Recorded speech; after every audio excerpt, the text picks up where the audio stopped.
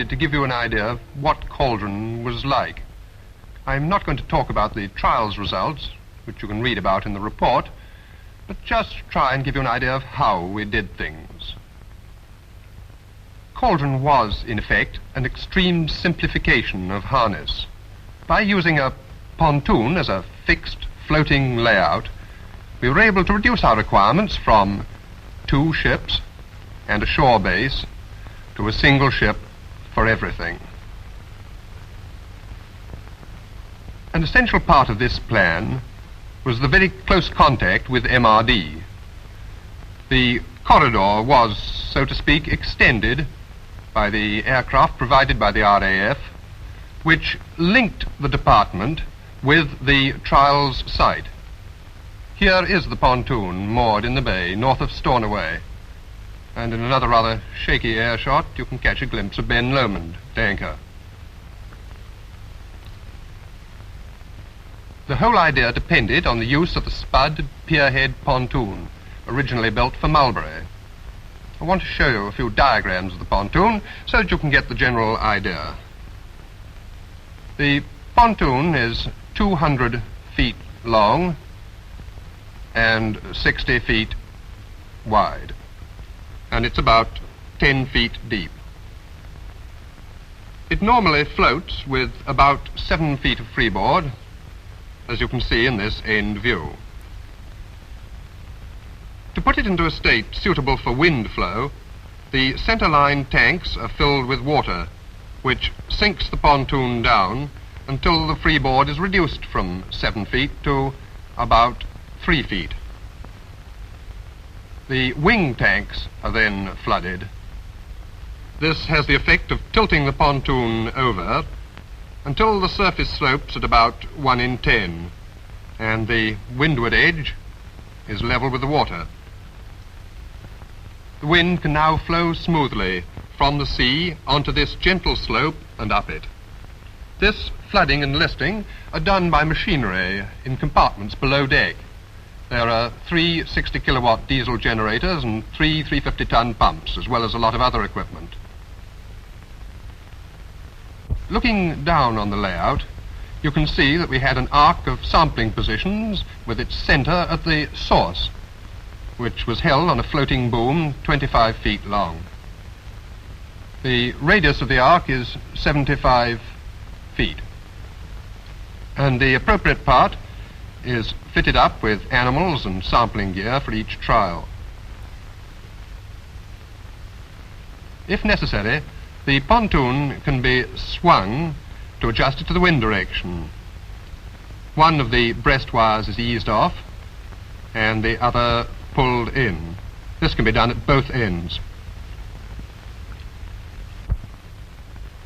In August 1951, we held preliminary trials in Sandown Bay, Isle of Wight.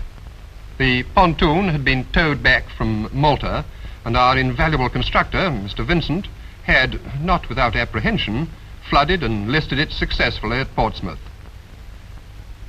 You can see here the pontoon with the full list on, and also the temporary sampling arc, which was rigged for these trials.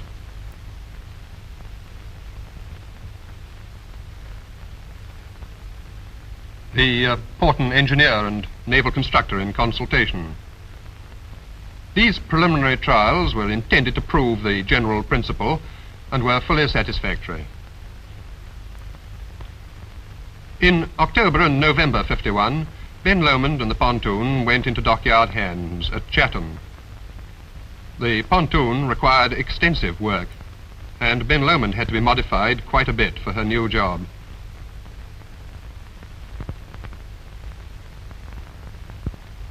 Meanwhile, special stores and equipment were being designed and made and assembled at MRD. Work continued until the CNC's inspection on the 23rd of April 1952. We had in all 8 officers and 132 ratings, as well as the 11 scientific staff and 6 men of the Royal Army Veterinary. This, by the way, was fewer than the complement for Ben Lomond alone on harness. As soon as the inspection was over, the dockyard returned for final work, which was pushed through as rapidly as possible. We were pleased with the modifications, which were, on the whole, very satisfactory. Storing began, and in fact was nearly finished, before dockyard work was completed. This gave rise to some difficulty. Time should be allowed to avoid this, and to give the ship's company opportunity for working up.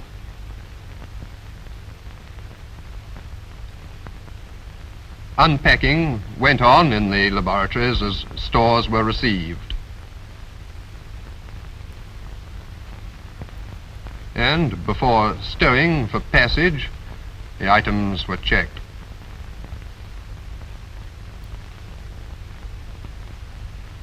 In the animal hold, trials equipment, animal exposure units and their transit boxes are being stowed.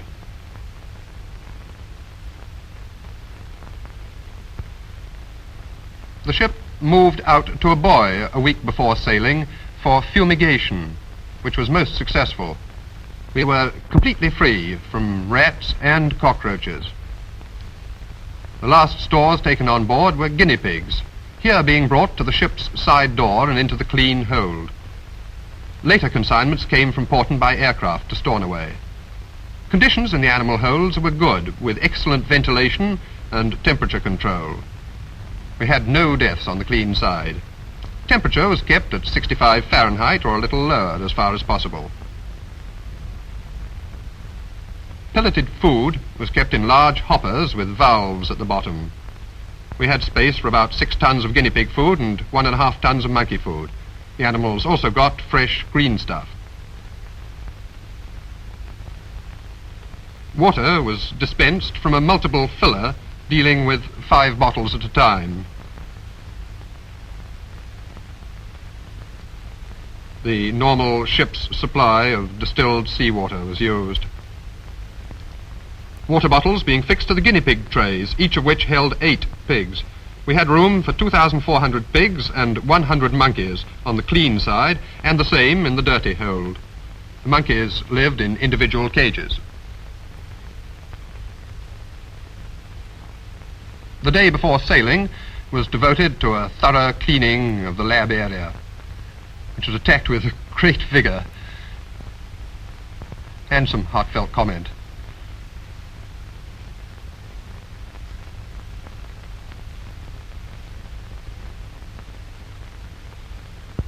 We sailed on the 5th of May, the last motorboat being hoisted at Chatham before we went downstream to Sheerness. These motorboats were used on the site during the trials, particularly as control boat and what we called the taxi boat for the Pontoon engineers' party. They proved in general very satisfactory, though hoisting them wasn't as easy as this when the sea was rough, a frequent source of anxiety.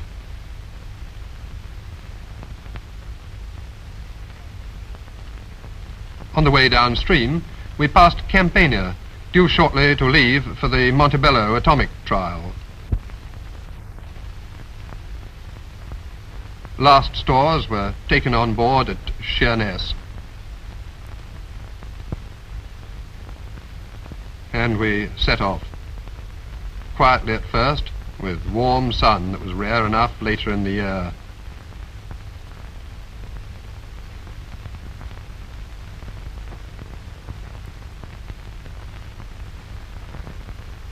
The captain shows amusement at the engineer's expense.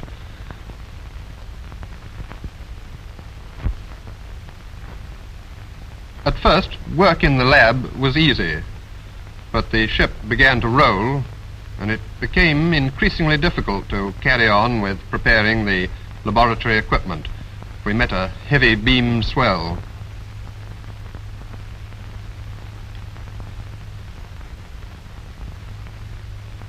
It was, however, possible to do some washing and sterilizing of glassware, but when we found that the ship could roll quite a lot, even anchored at the site, it became necessary to take special measures about our anchoring position. These measures were fortunately very successful.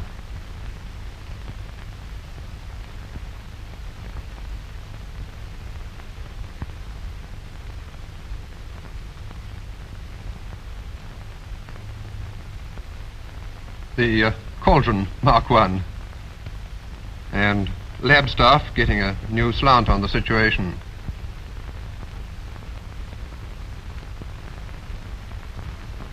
And so, on the afternoon of the 8th of May, we arrived.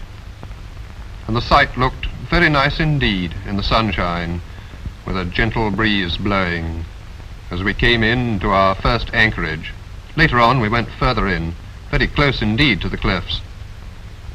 And so we anchored for the first of many times. In the shelter, such as it was, of Cellar Head, which gave us some protection from the northerly swell. A motorboat was very soon in the water. 2 hours later, we had our first taste of the vagaries of the weather in this locality, for it was necessary to hoist the boat again because of rising wind. So here we were, with this pontoon, ready to find out how best to use it, and then to put it to use.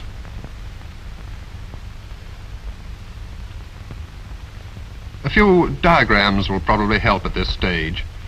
The site was a bay about 20 miles north of Stornoway, on the eastern side of the island of Lewis. Ben Lomond was anchored in the shelter as far as possible of this headland, and the pontoon was in the middle of the bay. We worked with the wind blowing out to sea in this sector.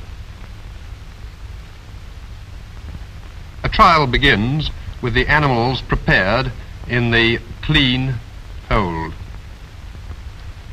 put into transit boxes and passed out through the ship's side door to the control boat. The control boat takes the gear and trials team to the pontoon, where the animals are offloaded. Some go onto the ark for the first trial, and the rest below into the clean compartment.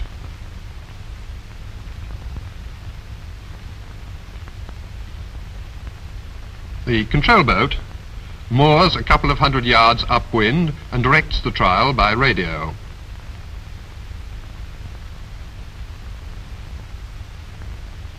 When the cloud from the first trial has passed over the layout, the exposed animals are put in the dirty compartment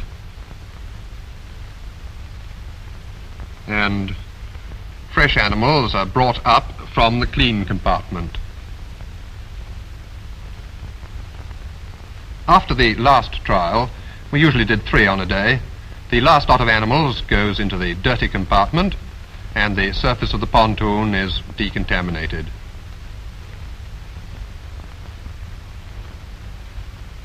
The control boat comes alongside the pontoon and embarks the men in clean rig and the animals in clean boxes, which it then takes back to Ben Lomond, where the animals are passed into a lobby and thence into the dirty hold, where they're held for observation and post-mortem. The samples go to the laboratory up above, where assessment is done.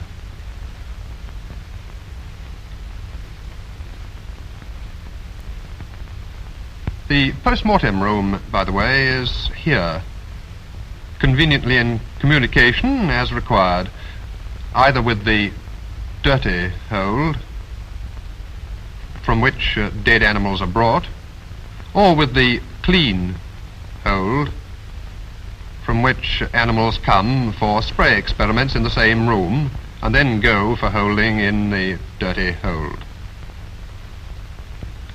It's connected with the lab by a small lift. Corpses and dirty waste are disposed of in an incinerator here.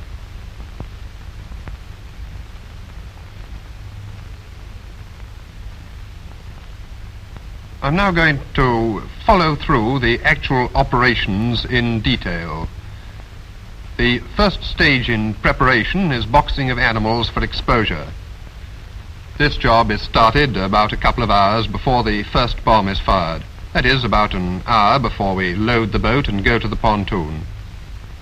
The guinea pig unit was designed for Cauldron. It was made to hold up to 10 pigs and 2 impingers. The animal is held by the neck with the head exposed. The units are carried forward and stacked by the place where assembly will be finished by fitting the sampling apparatus, that is, the impingers, and fresh trays are brought to the boxing point. The requirements for a day's trials was of the order of 225 guinea pigs, that is, 45 of these frames with 5 pigs each, which we found a suitable number at each point. The units are handed up to the table where impingers are fitted.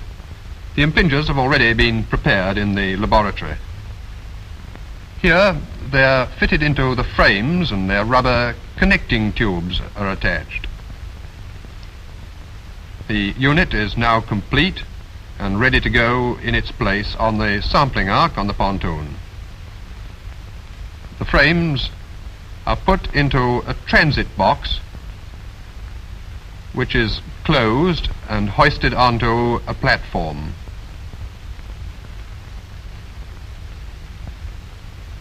From here, the boxes are carried through a passage to the lobby and so to the ship's side door. The boxes come through the side door and are loaded into the control boat by hand occasionally, you can see here, or more often by a hoist worked from the deck above. This operation took about 10 minutes. You can see here the ample stowage space in the boat.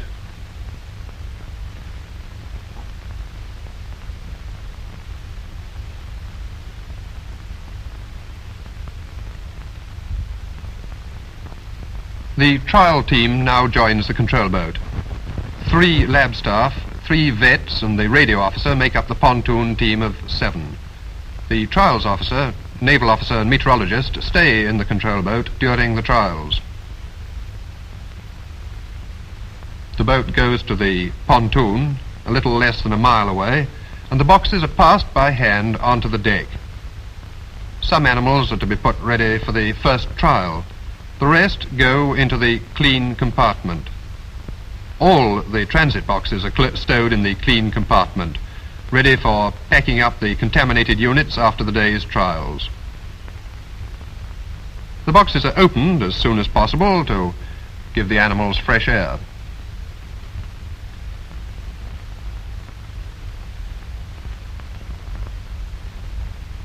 This gives you an idea of the normal bulk of gear for a day's work. While this is going on, other activities have begun. The men who are going into the dirty compartment to collect gear such as met instruments finish their dressing. We used essentially the same rig as on the harness operation.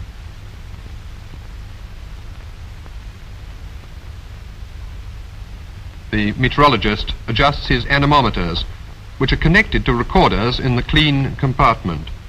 In some of the trials, anemometers were fixed also on the sampling ark, towards the higher side of the pontoon. The wind direction indicator, which we call Big Ben, is put in its socket. It has a dial which can be read from the control boat 200 yards away. Scientific officer and met man making final adjustments to Big Ben. The pontoon is now nearly fully listed. Listing began as soon as the control boat arrived. Water is pumped into the wing tanks until they're full, which takes about 25 minutes. The manholes are left open, and when the water gushes out, the pumps are turned off. The covers are then put back. The naval pontoon party was 4, 1 in charge, 1 for the pumps, and 2 for the power station.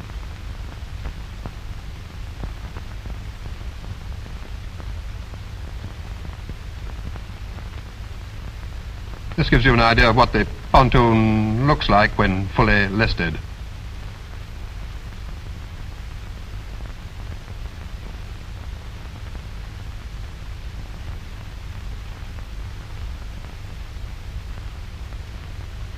While waiting for the tanks to fill, the pontoon can be swung, as I said, by adjusting the breast wires so that the wind direction is more towards the centre of the arc. To get back to the other preparations, the clean compartment has been opened and boxes of animals passed down. Also, the empty boxes from the animals now being put out for the first trial.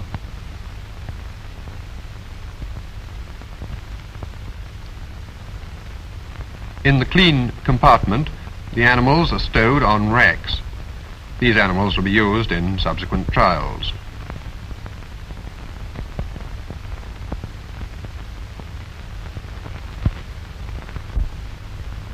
The empty transit boxes can be seen in the foreground, and some more at the far end of the compartment.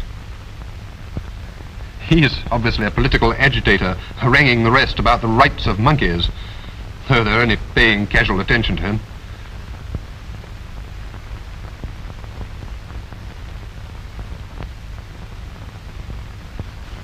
Trolleys are used to convey units to and from the more remote parts of the sampling line.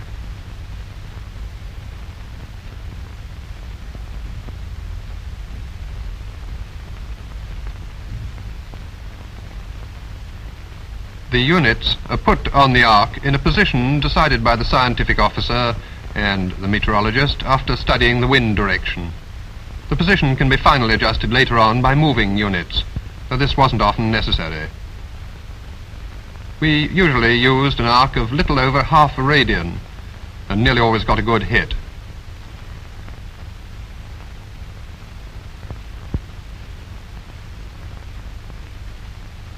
Preparations are well advanced now.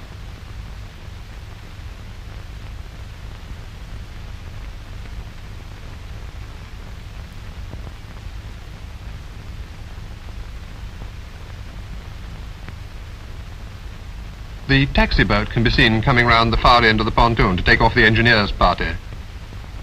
It was sometimes desirable to leave the animals the wrong way round as long as possible to protect them from high wind. Temperatures were mostly about 55 Fahrenheit and wind speeds generally high. This didn't upset the monkeys at all, maybe because we kept the animal room cool. We also lost very few guinea pigs through exposure, but they had a habit of biting one another if they could reach. In earlier trials, they sometimes came back in bad shape. A slit at the back of the box to increase ventilation and drain off urine and feces made a great improvement. The pre-impingers are filled. This device divides the sampled particles, roughly speaking, into fractions above and below 4 microns diameter.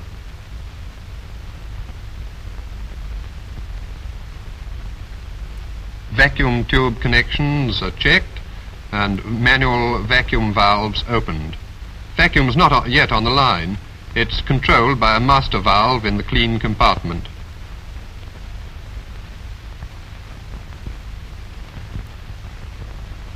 Preparations are now almost complete, and the pontoon party begin to go below. The naval party has left by now, and the scientific officer has a last word before going off in the control boat. The bomb has been fixed to the end of the boom. It's that little thing sticking up at the end of the sidearm. And the boom is swung out at right angles to the side of the pontoon.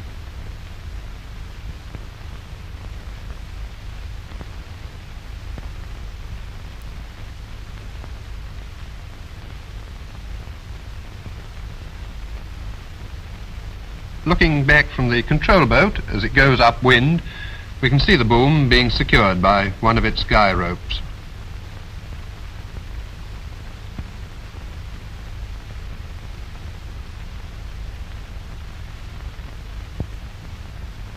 The lab man in charge on the pontoon has a last look round before closing the bomb isolating switch on the deck and going below.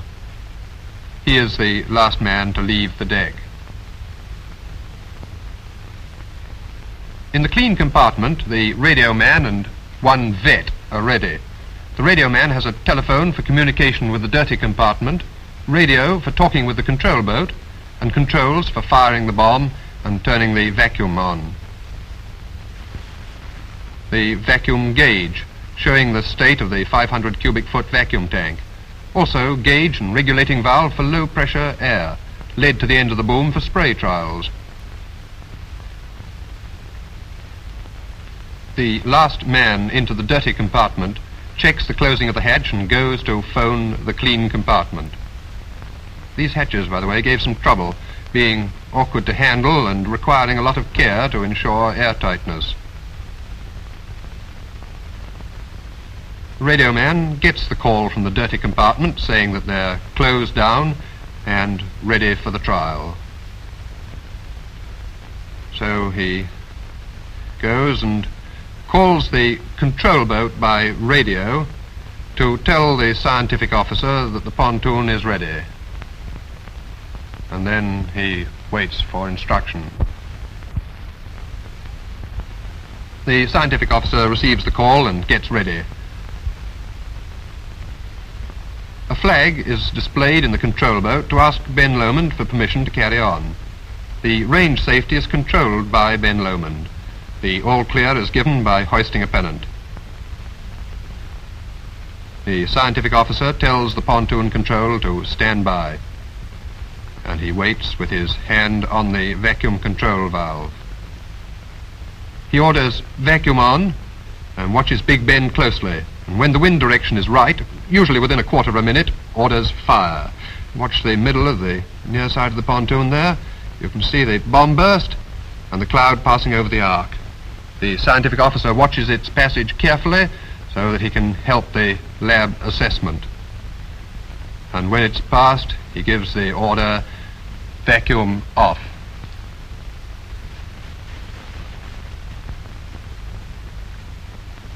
Met readings are taken in the control boat. Wet and dry bulb temperatures and sea temperatures were recorded. It wasn't practicable to take air temperature gradient measurements.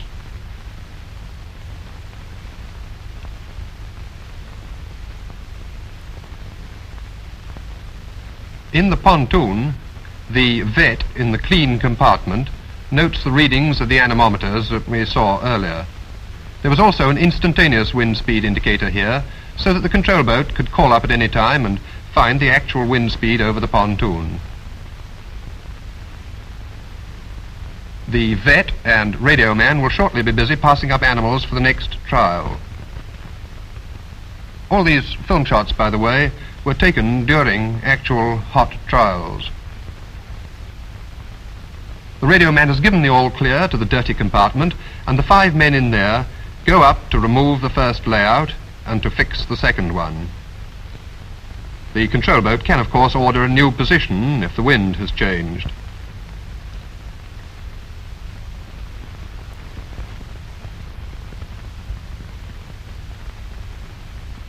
Units from the arc are stacked ready to go down into the dirty compartment.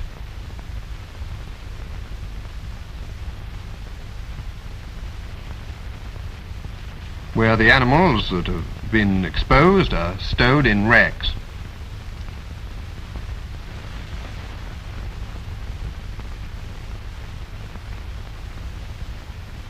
The liquid samples in the impingers and pre-impingers are transferred to labelled screw cap bottles for return to the lab. This is conveniently done by 2 men working together and helped by a third who brings the sampling units. Meanwhile, the hatch of the clean compartment is decontaminated and opened from above, and the clean units are passed up.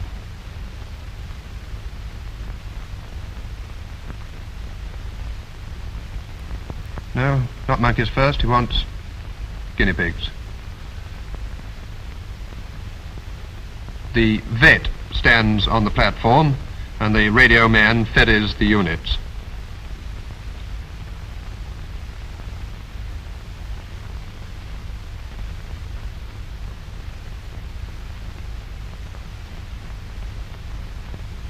a fresh arc is ready. If all goes well, it's about 20 minutes between firing one bomb and the next. The boom is pulled in to fix a new bomb, and in due course the bomb is fired. If this is the last trial of the day, samples are conveniently bottled on deck, like this, instead of in the dirty compartment below.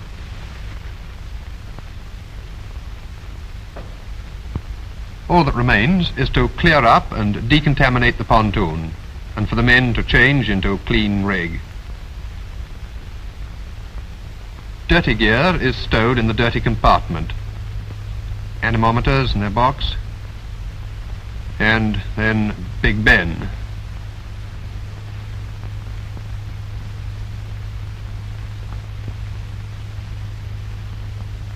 The vacuum nipples on the bassoons, as we call them, are covered and the manual vacuum valves closed. Decontamination has begun at the far end. A commercial hypochlorite preparation was used, diluted with seawater.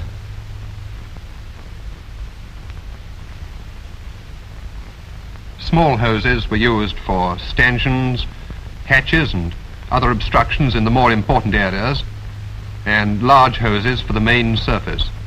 They're fed from battery-powered pumps controlled by switches on deck.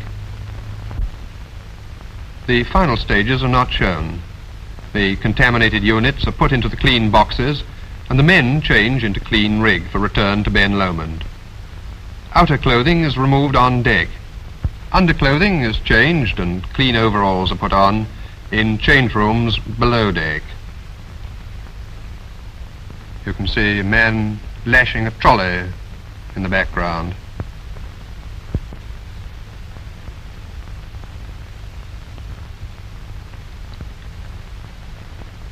Using one of the large hoses, he is giving special attention to the boom, which is now stowed inboard.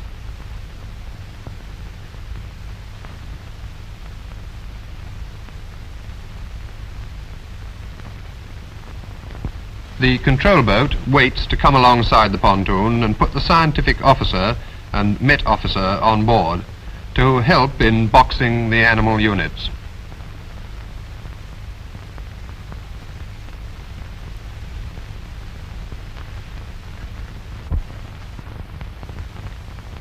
On return to the ship, the boxes are stacked in the lobby and then passed into the dirty hold.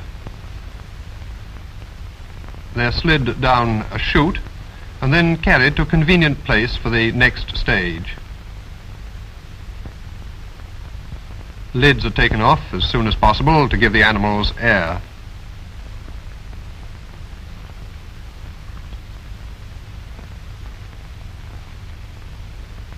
The ship's side door, closed, can be seen on the other side of the lobby.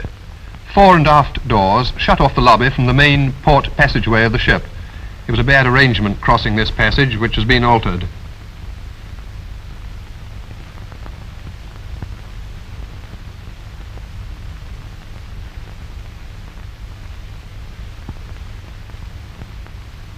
The animals are unboxed here and put into cages that have been made ready by the ship's veterinary staff during the trials.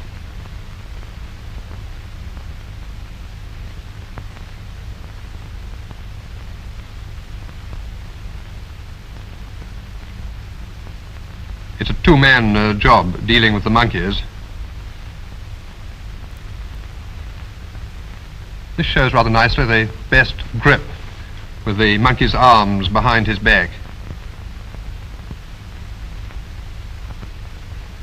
They're full of fight and sometimes give a bit of trouble. The job's not at all easy in full protective clothing and wearing a respirator. They have to be handled with care. They may be infected, and anyway, it's important not to let them get away, as they're a nuisance to catch.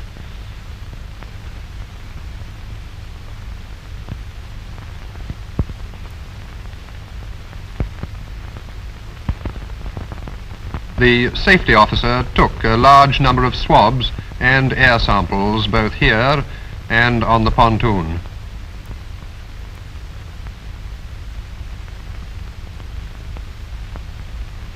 The laboratory, meanwhile, begins assessment.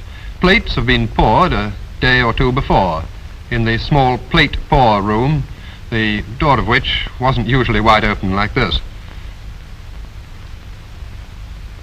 We usually used about 400 to 700 plates for a day's work. Two problems were met here: rolling, which made pouring impossible but could be stopped by suitable anchoring, and the ever-changing trim of the ship, for which these benches were fitted with levelling screws.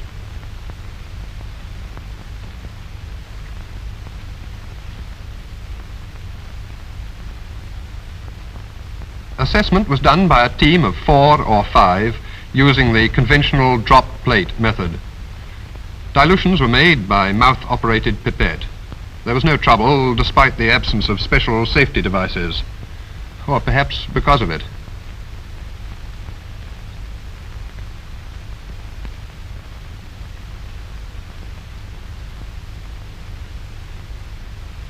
The plates are being packed into tins for incubation.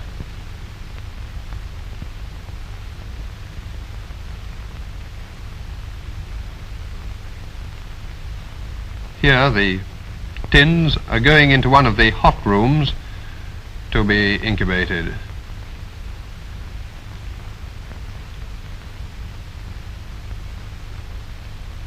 Counting after incubation was done in the simplest possible way, which everyone seemed to prefer. After autoclaving, the usual chore of washing up, maybe 1,000 or more bits of glassware at a session.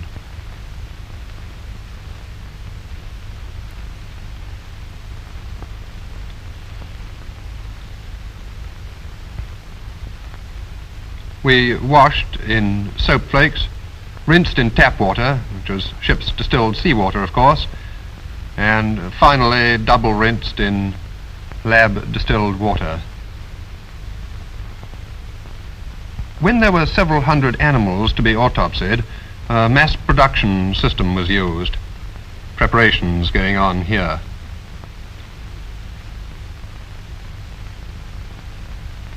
The animals have been killed just beforehand, labelled, and passed from the dirty hold into the post-mortem room.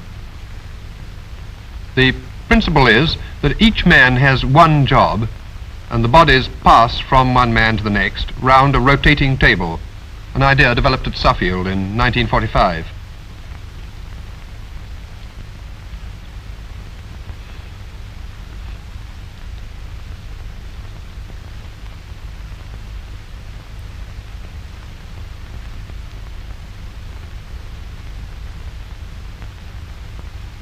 The body first clipped onto the table with its identifying number on the paper underneath it. Passes to the first man, who lays back the skin.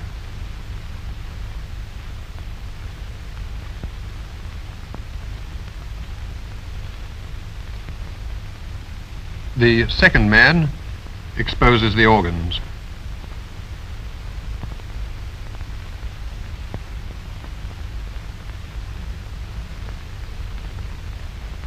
Third man takes a snip of spleen. The procedure, of course, depends on the disease you're looking for.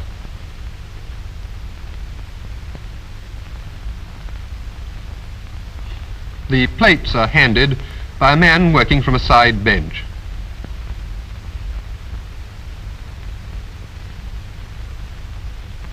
Instruments are sterilized by a rinse in Lysol to remove tissue and blood, and then standing in acetone. Each man has a dozen sets and uses them in rotation. The pathologist taking a lymph node and reporting the gross pathology to the recorder, who sets the side table. Body is finally removed from the table. The recorder noting the pathologist's findings. It's possible with this technique to deal satisfactorily with 100 or more pigs an hour. This system was of course only used for large numbers, casual PMs were dealt with by 1 or 2 men. The bodies are destroyed in an incinerator in the dirty hold. The incinerator is a standard coal-fired one.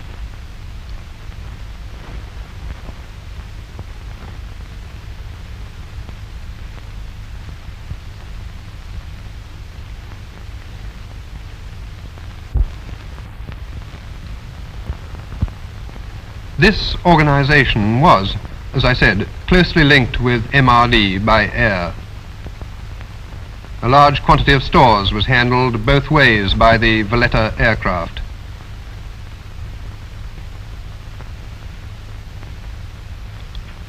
The main need was for the swift and safe transport of animals. The Valletta also acted as passenger aircraft for important visitors and staff. All the thousands of guinea pigs, as well as the monkeys, arrived in excellent trim. The aircraft had ample room for stores and was comfortable for passengers.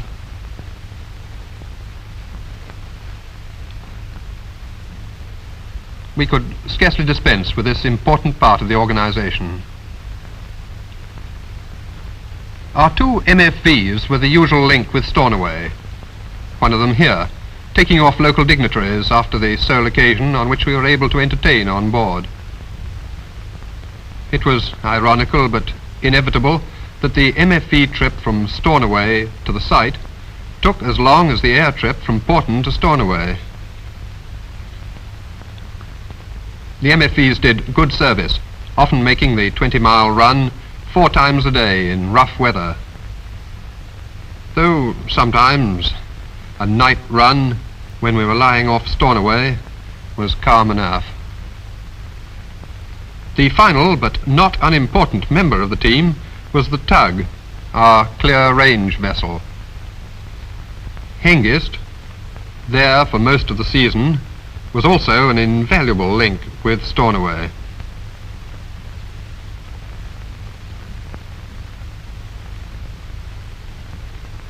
The meteorological side was interested not only in the trials proper, but in using the opportunity for Met research. This large buoy, being hoisted out under the Met officer's eye, was designed to hold a mast steady in all reasonable sea conditions. The captain watching reflectively. Although the weather was frequently unkind to us, we were able to get off 57 trials, of which 32 were with animals and 12 were concerned with long-range travel. The captain had to watch the general weather for another reason. The trials compelled us to anchor in an otherwise ridiculous position, and strong onshore winds rose quickly and sometimes with little warning. We had then to move for the safety of the ship. We had experience of the anchor dragging on a few occasions, fortunately without any harm done. We had rain too, as might be expected. The upper deck was known familiarly as Loch Lomond. The ship was normally anchored with the bows to the swell to reduce rolling, using the stern anchor to maintain this position against wind and tide. However, when things got too uncomfortable, we had no choice but to move. The engine room department was frequently at short notice, and altogether we did about 700 miles steaming at the site, just to avoid unacceptable risk to the ship.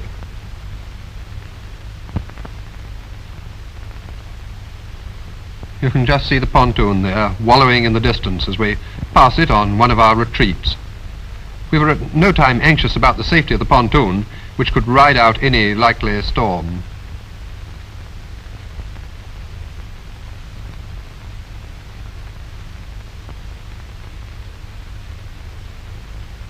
There was no doubt about the strength of the wind.